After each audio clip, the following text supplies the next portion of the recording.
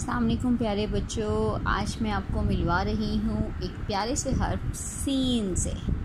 ये है हर्फ सीन, ये है हर्फ सीन, ये है हर्फ सीन। प्यारे बच्चों, इसकी आवाज़ है स सेब, स सूरज, स साइकिल, स सेब, स सूरज, स साइकिल। चलिए मैं आपको नज़्म सुनाती हूँ।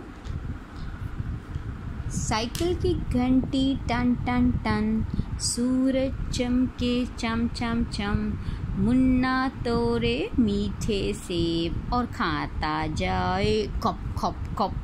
स सीढ़ी, स सीढ़ी, स सूरज, स सेब, स साइकिल। हमने पढ़ा सीन स के बारे में।